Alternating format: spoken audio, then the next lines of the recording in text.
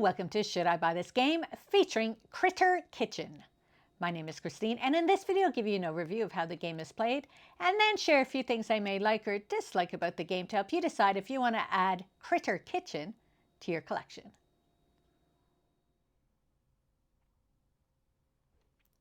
This is the game Critter Kitchen, and I just want to first point out that this is the deluxe version, so a lot of these components have been upgraded in the game.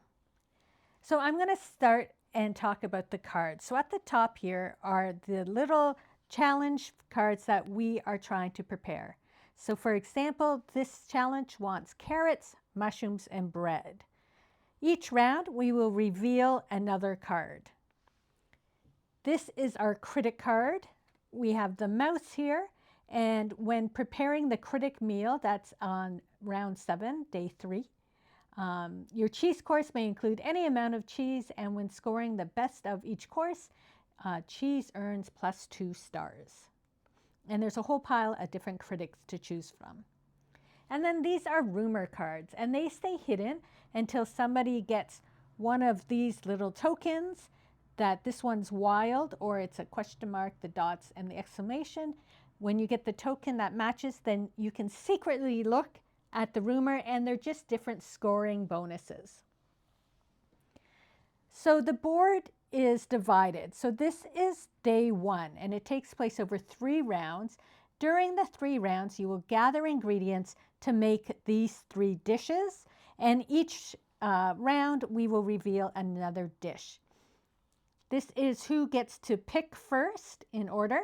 And then after day 1, you can only keep 5 ingredients in your storage. And when you are scoring, if you have 6 points, it's 1 star, 12 points is 2, and 21 points is 4 stars, is what you earn for each dish. Then we move here, and you do it again for day 2. You have another 3 rounds, 3 more menus that you're going to be preparing. And after day 2, you can keep a maximum of 10 items. And then for the last round, that is when we are just gathering ingredients to prepare the final critic meal. And then this just tells you what you score. By preparing it, you are putting one of each ingredient, your highest value, onto your plate. Whoever has the most soup gets a star. If you have all 7 courses, one of each, everybody gets a star. Then you compare with the other players. Whoever has the most bread or mushrooms, fish, they would get a star. When it comes to the cheese dish, this is when you would get a bonus of 2 stars, whoever has the best cheese dish, because of the mouse. Then we score the rumor cards. If you are playing with a restaurateur or other modules, you will have bonus. And then the final score is we add up the numbers for all your dishes on a sheet, and then depending where you are on the thing, you are given more stars. And in the end, whoever has the most stars wins. So down here is where we gather our ingredients. The first one is the soup truck, and this has unlimited soups worth 1 point, and it has 1 special bisque. Now, as we play, leftover ingredients will also come to the soup truck. So this is a place where you will always be able to get ingredients. Soup can be used in place of one of the ingredients. You have to have at least 1 ingredient, and then you could have 2 soups to make the other 2 ingredients if you want it. But you can't just serve 3 soups. That will not fool them. But if you serve 1 ingredient and 2 soups, you can still get your dish scored.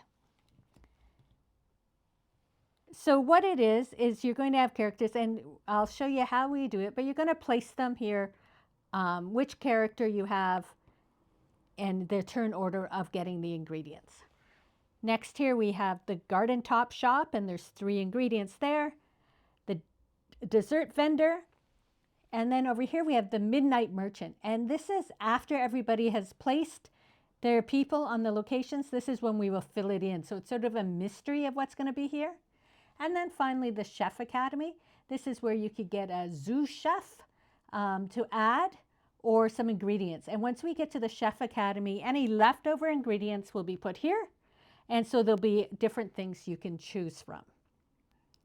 And the sous chef changes each round, even if you don't, even if nobody takes them. And then the one other thing is it's all based on player count.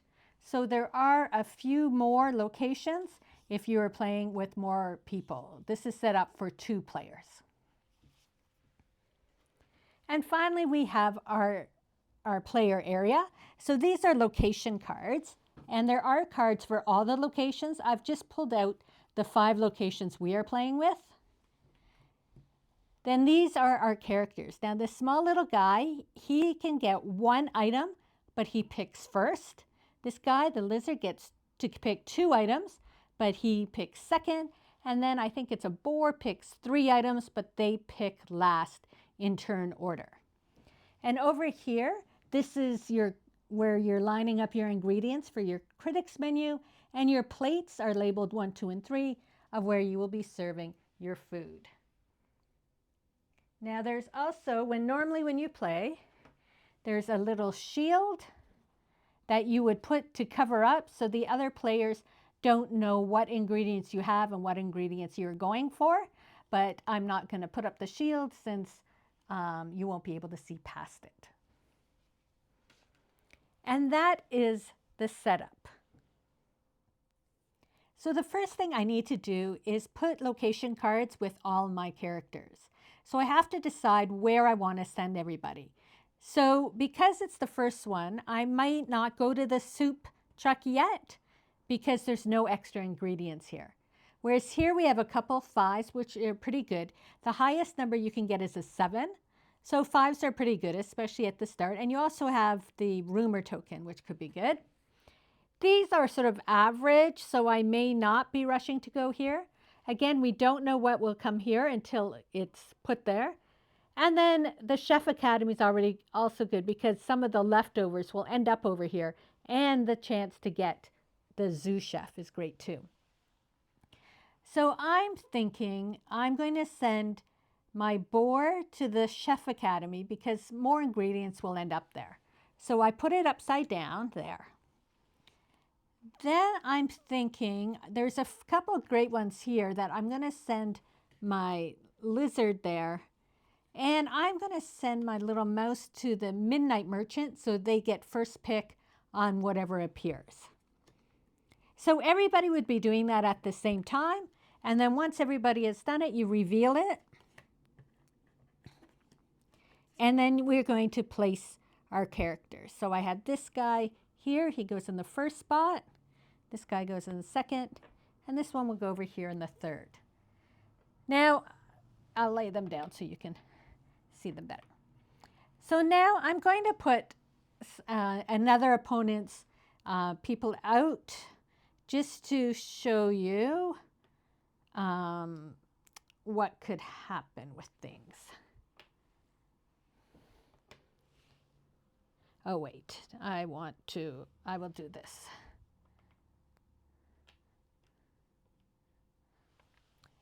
So now we're going to get our ingredients. And so nobody came to the soup truck, so it would just stay as is. So when it comes to the garden top, I put my lizard here, so I get to pick both of my ingredients right away.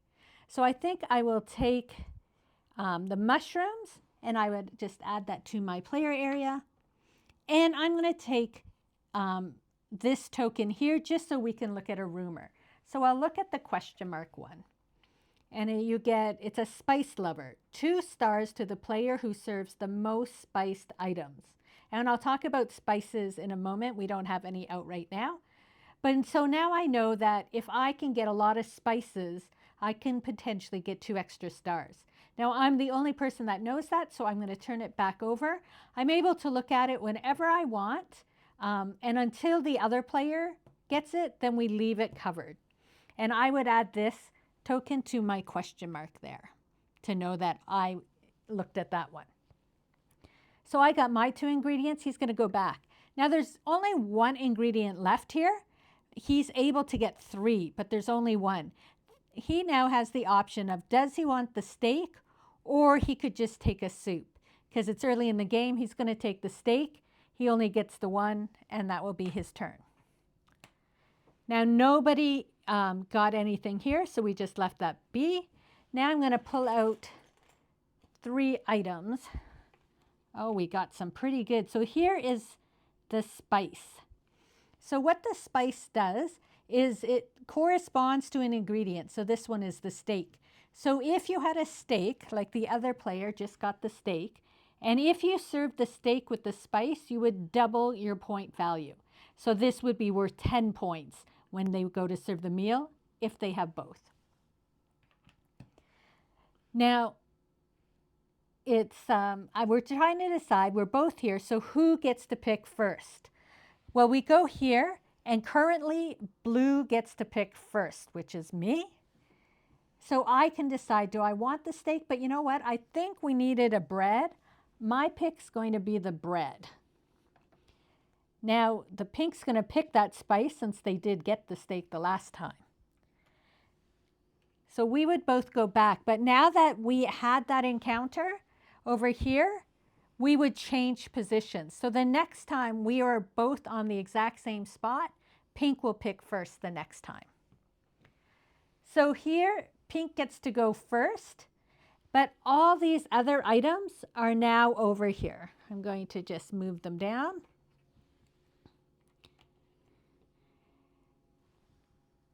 So maybe they will want the bread, because that was part of the menu, as well as the carrots, because that was part of the menu that they need to serve.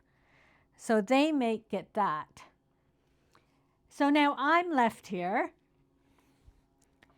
and I want to take this sous chef. So this is Mandy picks an additional item from this location, and if an additional item is not available, then gain 1 from the token bag. Mandy will pick up 3 items similar to the boar. And so Mandy would get put down here in my player area to be used in the next round. So that was 1 item. I get 2 more items. So maybe I will take the fish and the mushrooms. And then that will be my turn. And so I will put the extra mushrooms there and the fish. Now you can just place it here, or if you know I needed bread and mushrooms, I can place it right onto plate number 1 to start preparing to see what I have available. But you can always change it out until it's time to serve. And that is basically how we pick ingredients for our dishes. So at the end of round 3, is the end of day 1, and it is time to serve our meals. So we put them on the plates and we match. So we have carrots. I have mushrooms, and you can use multiples. And I didn't have bread, so I'm using a soup to replace the bread. And we add it up, so we have 9, 10, 13 points. And so as it showed, I get 2 stars that I will add to my player area. And that would be recipe 1. And then these just go back into the bag. So then we have our second dish. So let's see what I put together here. Now I had a whole pile of wine.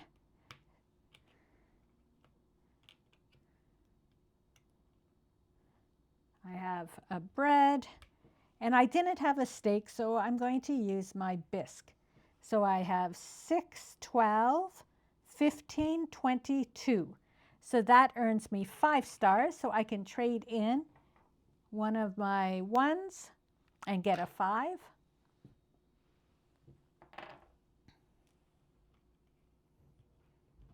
And then we will do the third recipe. Now, in the third recipe, we have this token here. So we only need 2 of the ingredients. So I have carrots, and I have a steak with the spice. So this would be worth 8 points. And then the 5 points is 13. So again, I would get 2 stars for that dish. that I would just put in my player area. And then that would be the end of day 1. So then we would move over to day 2. Now I can only hold 5 ingredients. So I have put 5 ingredients and it includes spices. So I can hold those till the next round. And this token gets put here on round 6 where it will cover an ingredient again. And then you will just replay to gain more ingredients for these next row of cards. And then, as I said, the final meal. And that is basically how Critter Kitchen is played. There's an expansion you can get called A La Carte. And it's based on all these cards give you different things to add to the game. So there's a lot of modules within this expansion. And so what you'll do is you'll pick 2. So I randomly picked flowers and sauces. And so down here I added the little flour and sauces to my little stands. And so in flowers, what will happen is if you come here and take an ingredient first, you also have to take the flowers. The flowers, you can never get rid of them, and they count towards those 5 and 10 ingredients you're holding on to. So they can be a hindrance to you. However, whoever has the most flowers at the end of day 1, day 2, and day 3 does receive a star as sort of an apology. With sauces, what it does is it gives you bonus points. So in this case, it's mushrooms. If you serve this sauce with your mushroom, you can add 3 points to your plate. So it gives you, and you would take this like you would take an ingredient. So instead of just having 3 ingredients, there's now 4 options at this location. And that's just 2 of the modules. As I said, there's a whole pile. Again, this is the deluxe version. So you can see here, I have all the components for all the modules are in my little container here. And so you would just take, like, here's the sauces, here's the flowers. You would just take out the components you need for the module you've picked, as well as all the little pieces you add to the player or to the middle board. And that's basically, otherwise it doesn't add any play time to the game. It has different options and different little things added into the game to switch it up. There is a solo mode with the game as well. And what you do is you get this card that coordinates with your current critic. So we're using the mouse. And then you turn it over, and this is going to give us the order of which they want to get ingredients. So the first thing you do is on your own, you don't use your location cards because you're playing solo. You get to put your players wherever you want to put them. So maybe I would put the mouse there, this here, him here. So then we go down here, and the first thing we do is take this card. So send the mouse to the location with the most 6+ value ingredients. So we look, and there are no 6+ value ingredients. So the card then says, if none, send it to the Midnight Merchant. So he's going to be over here with me. Now we still need to send the other 2, because this card sometimes gives you instructions for everybody or not. So he's still in the kitchen, so we turn his card over.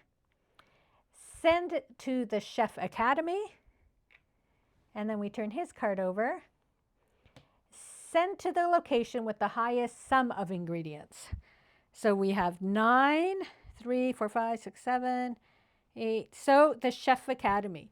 And so this is the only time where, like, when you play with people, you can't have 2 people at the same location. But when you play solo, they can have, even sometimes it's all 3 is at the same location. And then you would just come through normally. So I'm here, so say I take 2 ingredients. Nobody came here. So here we would put out the 3 ingredients. Now, because currently pink gets to pick first, we look here. And the first thing they actually want is a rumor tile.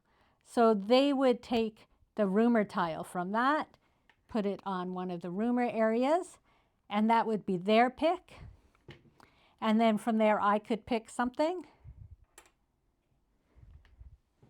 And then again, the turn order would switch because we both were picking at the same place.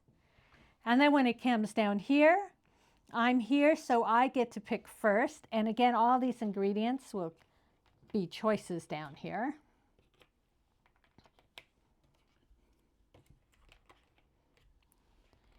Okay, so I get to pick first, so maybe I would go with the sous chef and maybe the carrots. And then blue is currently first, so I get to pick first again between these two. So maybe I will pick the steak. And then we go back to the card. And they want an item that they need. So they need like fish, cheese, and carrots. So maybe they would pick the carrots as their first item. So then it was my pick.